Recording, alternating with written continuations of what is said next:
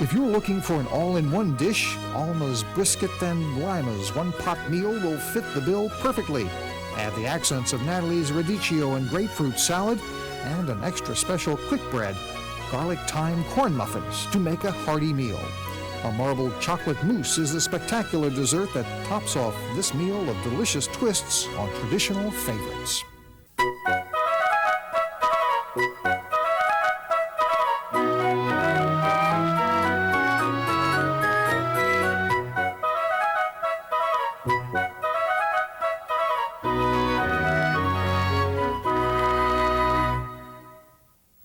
Hello, I'm Nathalie Dupree. Welcome. Actually, today I'm in St. Louis. A very unusual situation brought me here today. So Edward D. Jones and Company built me this set where I'm taping. It's really a beautiful kitchen, and I'm glad to be here. I brought, in fact, Rick with me, who has been working with me on many of the shows, and I brought Virginia, who's been doing the cooking in the back and helping, and my own producer. And then they put their whole team in this video, their video operation, and so here we are. The first thing that I'm going to do today is Alma's Brisket and Lima one-pot meal. And you know, when I design these shows, I try, one, to make them affordable, and two, I try to make them be a balanced meal. But because some things take longer to cook than others, I have to add a lot of things to make a whole show. And in this case, the brisket is really so easy to cook that I've added nice salad and a great dessert. Here is a brisket, and every brisket seems to be a little different according to where you buy it and how big the animal was that it was cut from. This is about 2 and 2 1/4. I looked in about 6 books to see what the fat content of this brisket was, and I was really interested in in how little cholesterol it has. I guess it has less cholesterol, half as much cholesterol, in fact, as an egg, and yet it's a nice 2.5 per 3.5 ounce serving. And this is a 2.5 ounce serving, which would easily serve 6, or frankly, with everything else that we're adding, maybe even 8. I've trimmed all the brisket, and sometimes you need to and sometimes you don't. And I've got a large Dutch oven here. I've taken all that fat off, so I want this hot so that I can get the brisket in and brown it on both sides and hope that it won't stick. So while it's browning there, let me go through, and I just want to pick out some of the bits and pieces that are in my lima beans. I've got some dried lima beans here, and sometimes you get just a little piece of foreign matter in there. It usually shakes to the bottom. So rather than dumping out, I try to pull out if I can think of it, when I'm getting in there, and I pull out the cracked ones or things that I don't think look very attractive. I think that's just kind of neurotic on my part, but that's what I do. And then I'm going to go ahead and chop some onions for you. I'll do that now while we're waiting for that brisket to brown.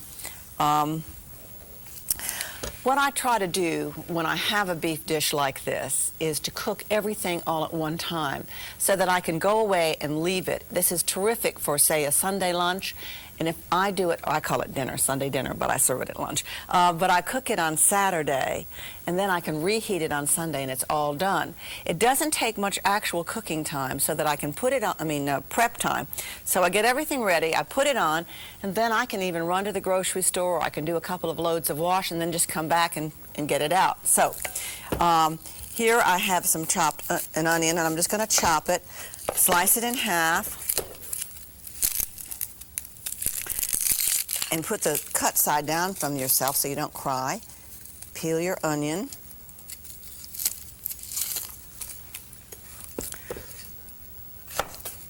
And then leave a little root on and cut into the root.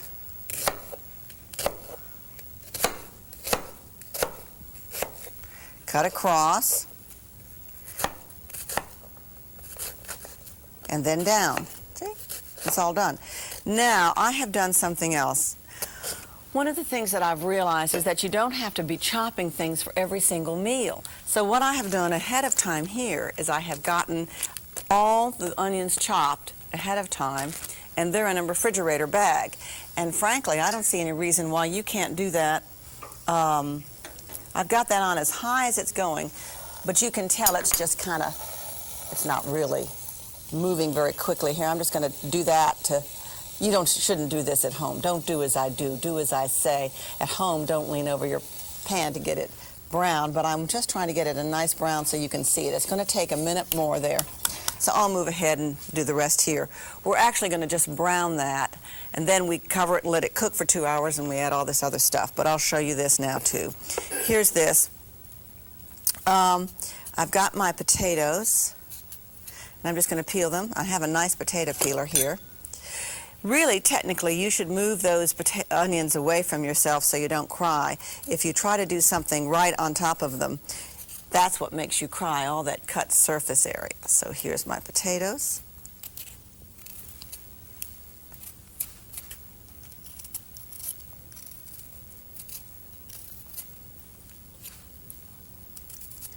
And this is not acting like it should. Don't ever peel towards yourself with a sharp knife. Always do it away from yourself. And in fact, in school once there was a girl that used a knife like this, and a smaller paring knife would obviously be much more practicable. And we were graded by how much we threw away.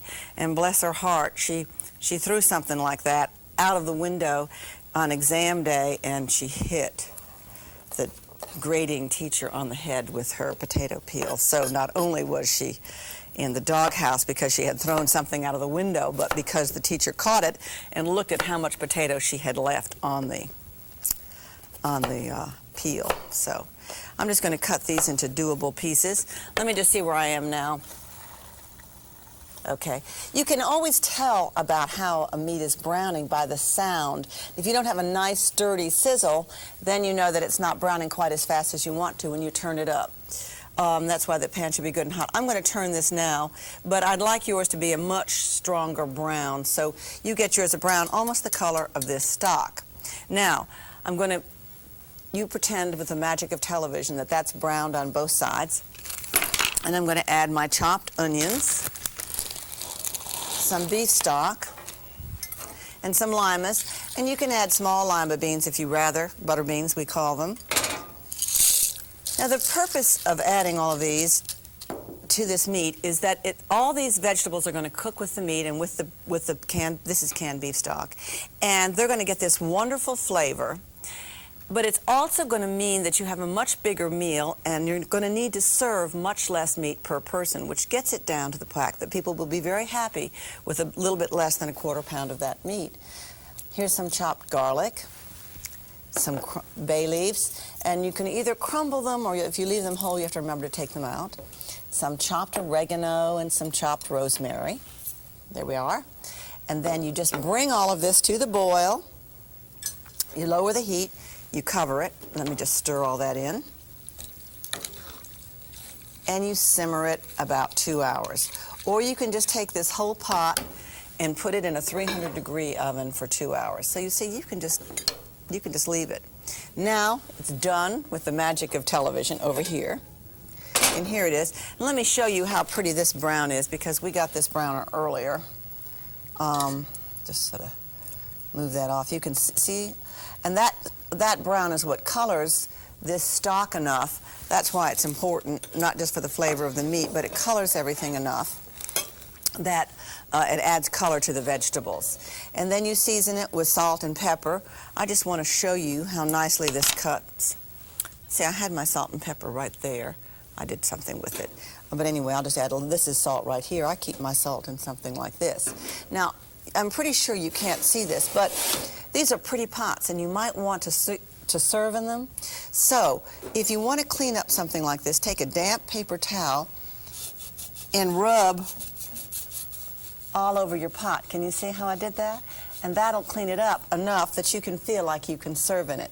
You don't really want to serve it with all that stuff crusted on the outside. So now I want to add my ketchup. I should have done that later, but I didn't want to forget to tell you. You're going to add my ketchup, some red wine vinegar, some Worcestershire sauce. I'm always afraid when I say that. And my carrots and potatoes. Let's see where I am. Here they are, which I have already peeled. And there's 2 cups of these. And, I'm sorry, I've done all the wrong thing. I wasn't thinking. See all that stuff that I just added there? Just pretend I added it here. I got ahead of myself. That was the first time I ever made a mistake. But you're not going to have all these pots here. Okay, so your tomato sauce and your Worcestershire is in here. Then you're going to add your carrots and your potatoes and put it back in the oven for another hour or until the vegetables are tender. Then you come back, you've got all this goodness in here, and you tidy up your pot just like I show you. Sometimes, you see this is full, and I couldn't add anything else to this now, which is why you only add about 2 cups of these vegetables. But if you're using peas or green beans or something like that, and you want to stretch this meal even more so that people will eat maybe a smaller portion of the beef or so that you can serve more people, you just add them at the very last minute, maybe 10 minutes before you want to cook it. They won't overcook, they'll stretch your meal, they'll add a little brightness and greenness to it, and there's room in the pot for them. Otherwise, there usually isn't room in the pot for them. So there they are. Now, I hope you got that straight.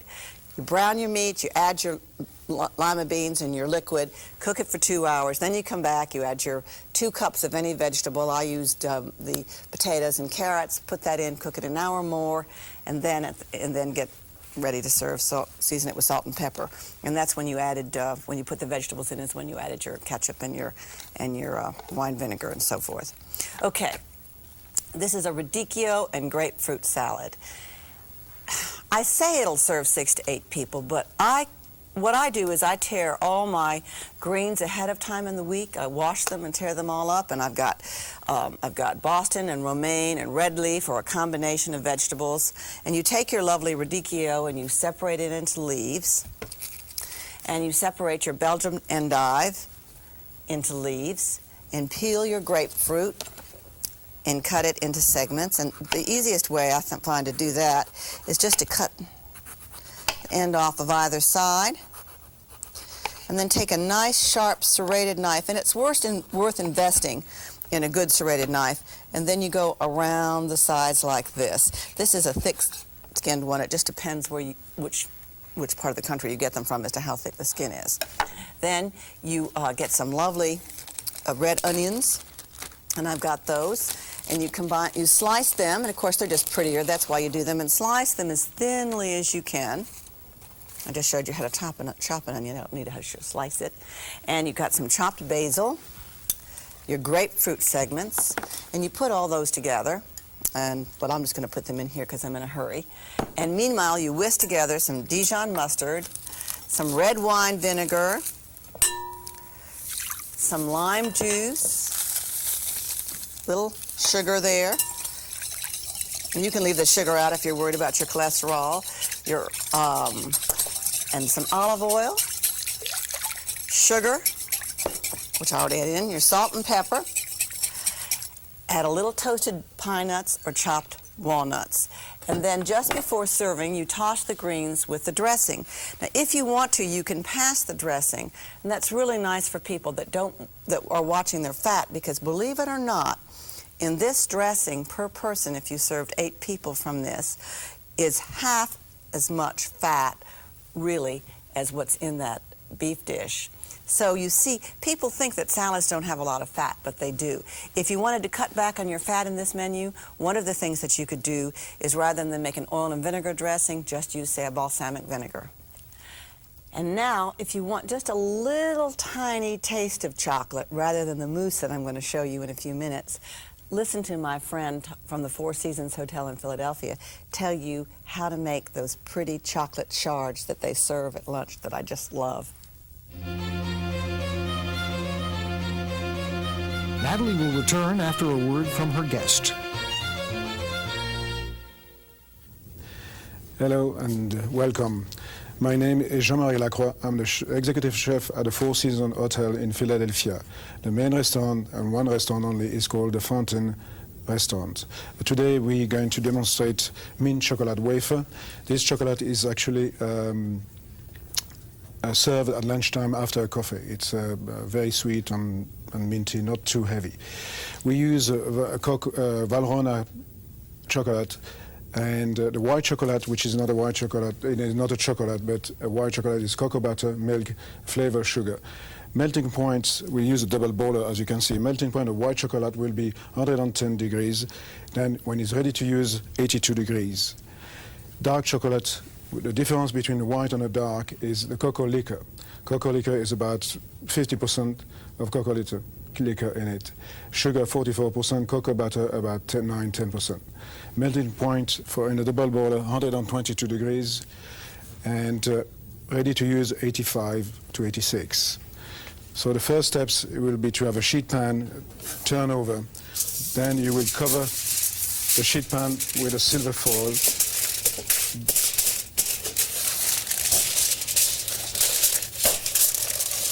This way.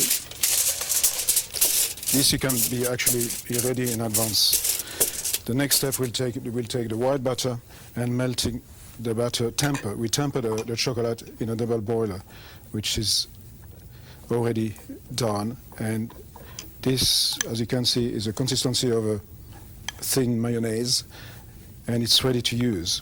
So you actually take the spoon and write your name nicely on the sheet pan. As you can see, it's Chinese.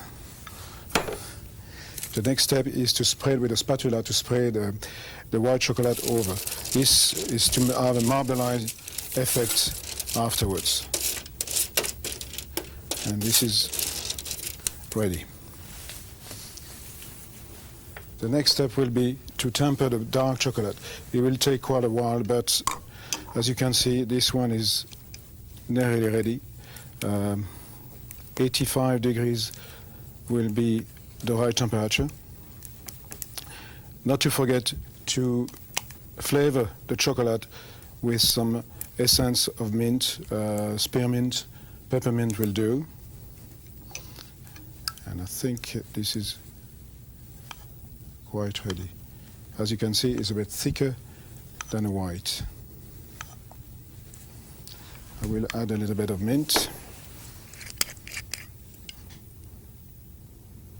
Just a little bit, I use the cap and add it to it.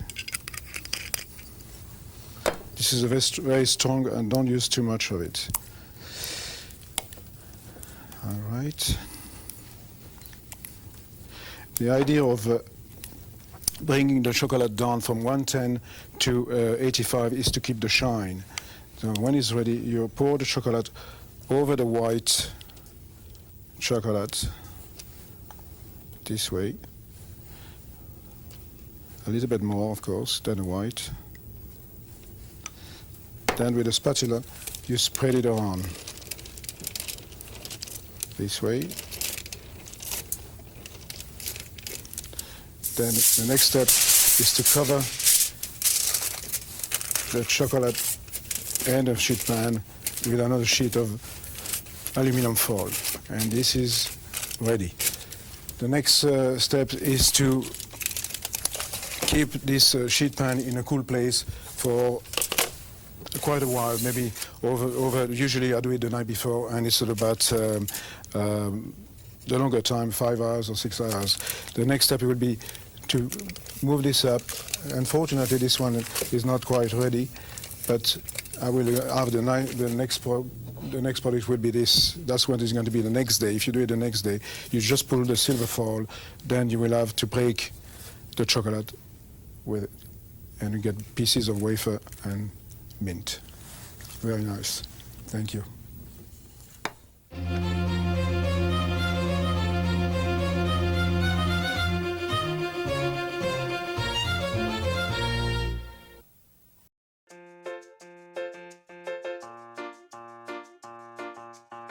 For nearly a century, Le Creuset's colorful French cookware has been a favorite in kitchens around the world. From its bold finishes and uncompromised quality to its easy-to-clean materials, the brand's range of iconic products are as easy to use as they are to love.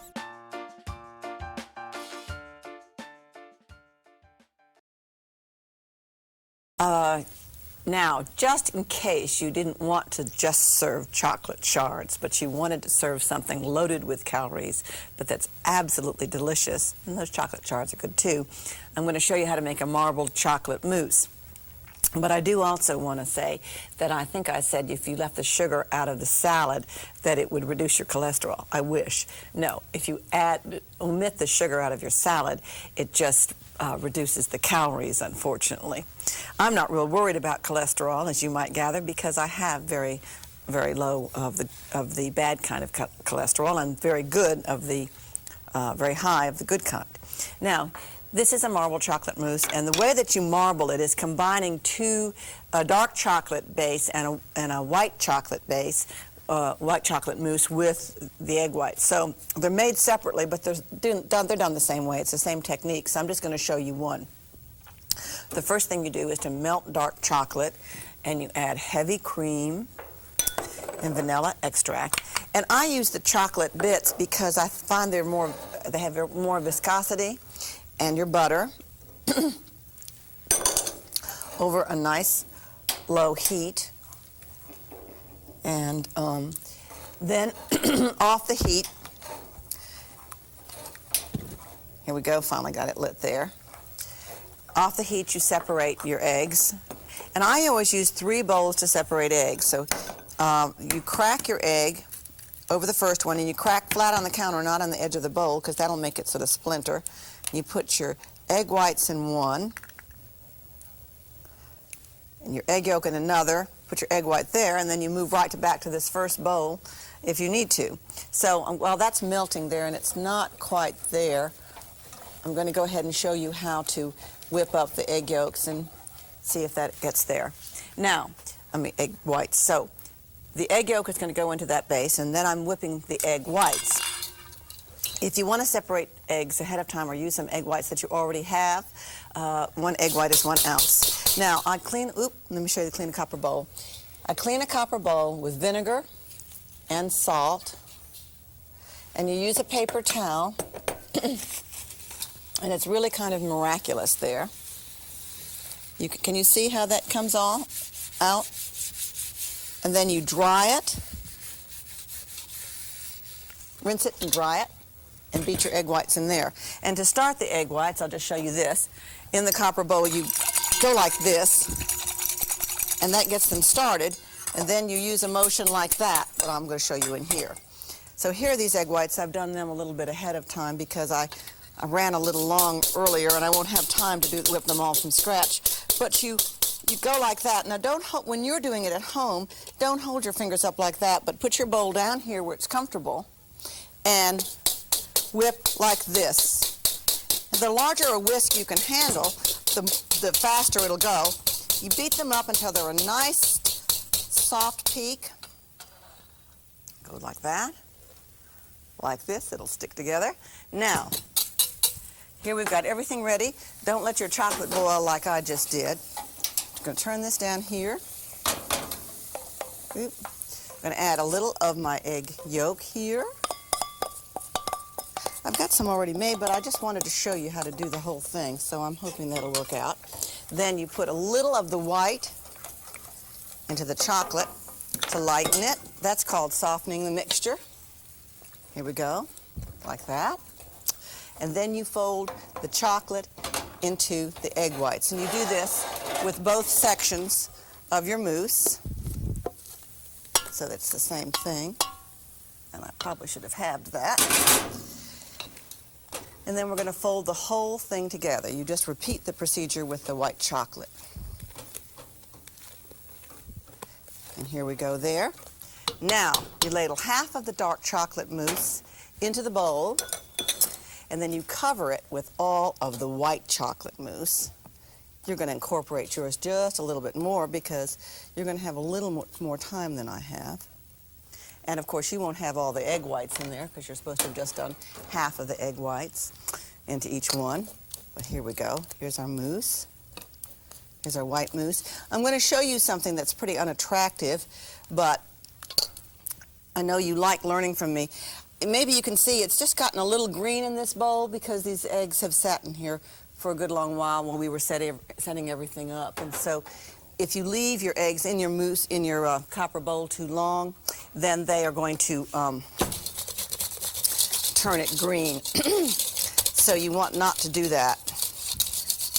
But they will last up to about 15 minutes in there, and maybe even half an hour, and it does stabilize them more than something else. Now you top it, then a metal or a glass bowl. Then you top them with the chocolate mousse.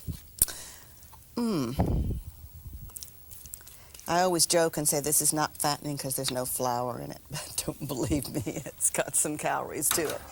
And then with a knife or a spatula, you just sort of swirl these two mixtures together. If you want to sort of cut back on what you're eating, but you know you want a dessert, you can put this into goblets, and that really is pretty, in individual goblets, and that's nice too. Now, very quickly, and that refrigerates for at least 6 hours, and it freezes. And if you are concerned about cooking using raw eggs, you heat them up to 140 degrees or 160 degrees. And you can shave some white or dark chocolate and put it on the top, and then you just sprinkle the shavings over the mousse. Now, if you think it's too heavy or too rich, you might prefer to serve a low-calorie ricotta cheesecake, but I'm not going to show you that just now. Here we have a garlic-thyme corn muffin, and I don't think I have time to show it all to you, but you just grease a muffin tin, mix together some cornmeal, some flour, some sugar, some baking powder, salt, garlic powder, a little fresh thyme. You make a well in the center, and you add the eggs and the milk. And then you spoon it into here about 2/3 full, bake it, and here you have a lovely, it's 425 I think, for about 15 minutes, and you have a lovely little muffin. And one of the things that I wanted to say was that this is this is less than 1,000 calories if you omit the muffins and the salad, and much more than that if you include them. If you're looking for an all-in-one dish, Alma's Brisket and Limas one-pot meal will fit the bill perfectly. Add the accents of Nathalie's Radicchio and Grapefruit salad and an extra special quick bread, Garlic-Thyme corn muffins to make a hearty meal. A marbled chocolate mousse is the spectacular dessert that tops off this meal of delicious twists on traditional favorites.